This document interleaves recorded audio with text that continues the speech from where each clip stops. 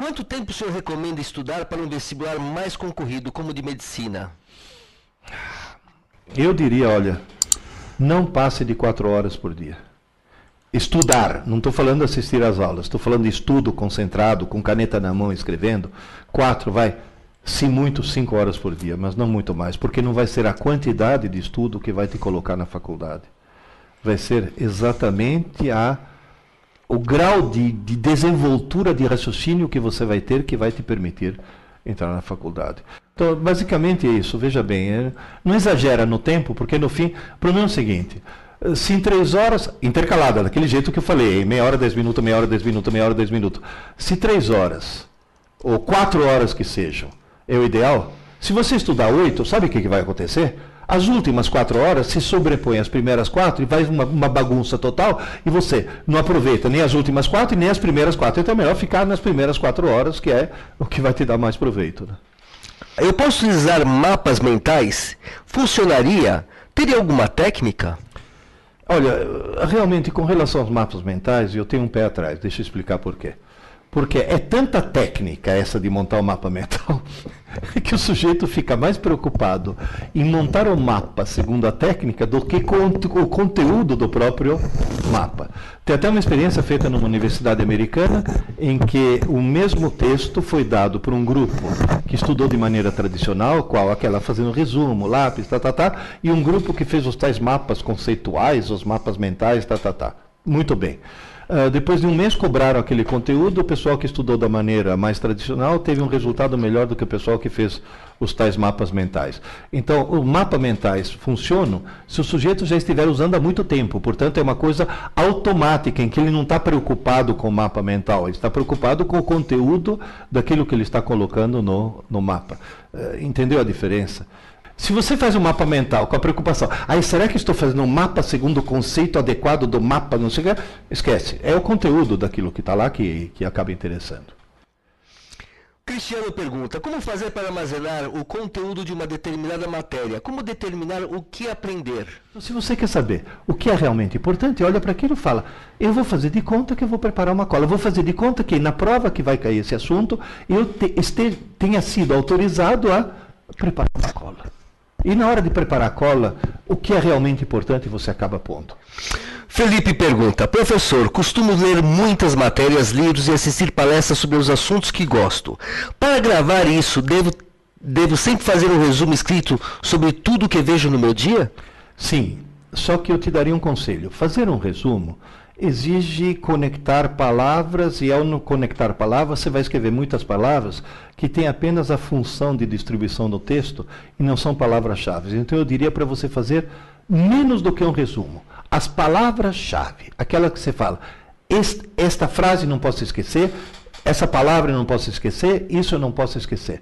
Então só as palavras-chave que vão servir depois como gancho mnemônico para aquilo que você está fazendo. Ou seja, faz uma experiência, tenta pegar uma história infantil, sei lá, Chapeuzinho Vermelho, e tenta escrever Chapeuzinho Vermelho em 20 palavras. Você não vai usar e, ou, com, entende? Qual a melhor estratégia para passar em um concurso público muito concorrido? Concurso público muito concorrido, você viu a curva de QI, né? Quem está concorrendo naquele concurso está lá, naquela curva, tá? De tudo que é tipo. O truque qual que é? Dá um jeito de ficar no cantinho, dá um jeito de você ser uma das pessoas mais inteligentes daquele concurso. Isso vale para concurso público, isso vale para vestibular, e isso vale para a vida profissional.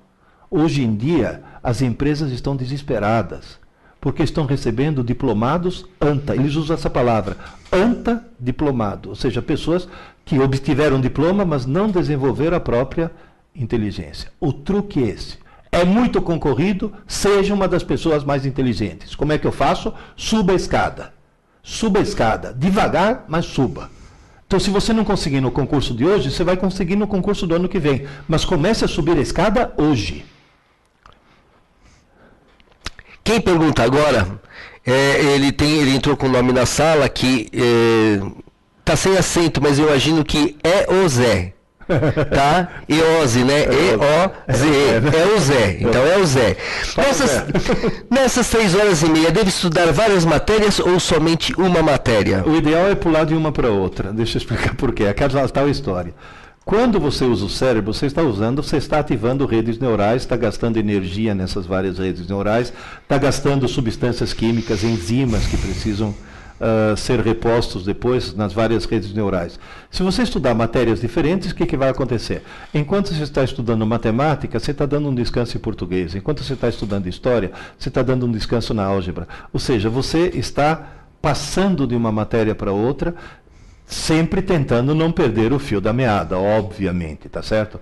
Mas o ideal seria se você se organizasse que cada uma daquelas meia horas fosse dedicada a uma determinada matéria. Porque permite que o cérebro... Porque o cérebro, quando o cérebro se concentra numa coisa só, é a hora que ele cansa, é a hora que ele não aguenta mais. Então, pulando de uma para outra, você consegue reduzir um pouco esse cansaço. Professor Pierre, após assistir uma aula, caso eu converse com outras pessoas sobre a informação assistida, realizando um debate, é possível fixar a informação? Professor Pierre, você recomenda algum artigo? Não terminou. Na realidade, veja bem, essa história do debate é útil, mas lembre-se, não é estudo. Agora, ele é útil se o debate for acalorado. Por quê? Debate acalorado significa emoção. E emoção significa o quê? Maior chance de que teu cérebro queira gravar alguma coisa. Artigos, olha, eu aconselharia uma enormidade deles, mas eu vou te dizer, faz uma coisa, eu tenho um site, entra naquele editora.tv, você é remetido inclusive para o meu site, dá uma olhada nos vários artigos que eu escrevi naquele site, que já é um bom caminho, porque lá inclusive indica uma certa bibliografia, né? Ótimo. Daniel pergunta, a leitura do período de entender a matéria, para quem estuda sozinho, deve ser quebrada em ciclos de 30 minutos? Bom, agora você está lendo para efeito de estudo, você está lendo para entender, para depois você aprender. Existem duas técnicas aí, como é o nome dele? Esqueci. É o Daniel. Daniel, tem duas técnicas, e eu descobri que essas técnicas variam de pessoa para pessoa. Uma das técnicas qual que é? É o sujeito ler o texto, direto, ler, e depois pega papel e lápis e relê, anotando as coisas importantes. A segunda técnica, que muita gente usa, qual que é? Não fazer a primeira leitura, é já ir fazendo isso. Eu prefiro a primeira técnica. Por quê? Porque você já tem uma visão geral, portanto, na hora de fazer o que é importante, você já tem uma ideia do que é realmente importante, entende? Então você já fez uma leitura geral e depois... E nessa leitura geral, eu diria que os 30 minutos são mais do que suficiente. Dá sempre um intervalinho. Sempre... O intervalinho é fundamental, desde que seja um intervalinho, não vai exagerar, né? Júnior, é a pergunta que eu gostaria de fazer. Só que para você passaram-se o semestre, né? Para mim passou quase uma vida, mas tudo bem. Já passou um mês de aula no semestre. Não segui a filosofia, aula dada, aula estudada hoje. Que estratégia pode me ajudar para armazenar o tempo e o conteúdo perdido? Em primeiro lugar, comece a fazer aula dada e estudada já. E não tente recuperar o tempo passado de uma vez. Faz uma coisa, comece a estudar corretamente agora. Mas eu tenho que voltar. Então, atenção, na hora de voltar, seja seletivo. Eu estou voltando numa coisa que vai servir de pré-requisito para o que eu estou vendo, volta. Estou voltando numa coisa mais ou menos independente que não vai servir de pré-requisito, espera. Você vai dizer, e quando é que eu vou recuperar isso? Fins de semana, é para isso que servem os fins de semana, para recuperar o tempo perdido. Costumo explicar as matérias para outros alunos do meu colégio. Isto seria como estudar ou não? Sim. Olha, tem um ditado entre os professores que diz, se você quiser realmente aprender um assunto, dê aula dele. Dá aula daquele assunto que você realmente vai aprender o assunto. É fundamental. Tanto é que todo mundo fala, mas você critica estudo em grupo, Eu falo, não critico, tem um cara que leva vantagem. É aquele que está explicando as coisas para os outros. Esse é o único que está realmente aprendendo. Funciona, viu? Funciona muito bem. Dar aula para os outros é fundamental. Daniel pergunta, qual é a sua opinião sobre leitura em e-readers, como o Kindle? Aí que está. Deixa eu te explicar. descobriu-se que tela que emite luz dá só 30% da retenção do que papel que reflete luz. Esse é caso que todo mundo já passou por isso. Todo mundo, você também já passou por isso. Ou seja, você gera um texto no computador, corrige o texto até ele ficar perfeito. Quando ele está perfeito, você imprime e toma um susto. Você fala, meu Deus do céu, deixei passar tanto erro, porque na tela você não viu. A Folha de São Paulo fez uma experiência, pegou alguns leitores que liam o jornal em papel, outros leitores que iam o mesmo jornal no tablet, idêntico. 3 meses depois foram fazer um recall do que, quem leu em papel deu de 10-0 nos outros. Só que o Kindle funciona como? Na hora que descobriram que a tela que emite luz não dá retenção, eles inventaram um display de electronic paper, de papel eletrônico. Tanto é que o Kindle, você não lê no escuro, você tem que ter uma fonte de luz. Alguns vêm até com abajurzinho. Então, digamos assim, é um quebra-galho para substituir o livro da melhor maneira possível. Mas, insisto, é um quebra-galho. Nada substitui o folhear, cheirar o papel, conseguir ver. E, de repente, você está assim.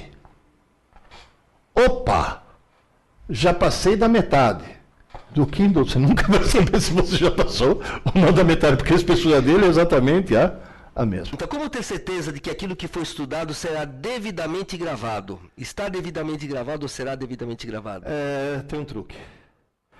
Uma semana depois, faz uma rápida revisão naquilo que você estudou na semana anterior. Você vai descobrir o que foi gravado e o que não foi gravado e, portanto, precisa ser regravado, porque nem sempre a retenção é 100%. Existe um fenômeno estranhíssimo chamado canibalização de redes neurais. Deixa eu explicar. Você aprendeu alguma coisa, criou uma rede neural.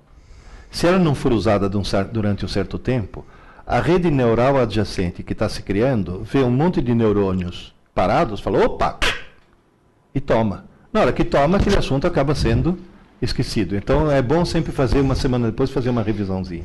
Professor, todos podem aprender sobre qualquer assunto? Então as dificuldades em algumas matérias, como matemática, são totalmente justificadas?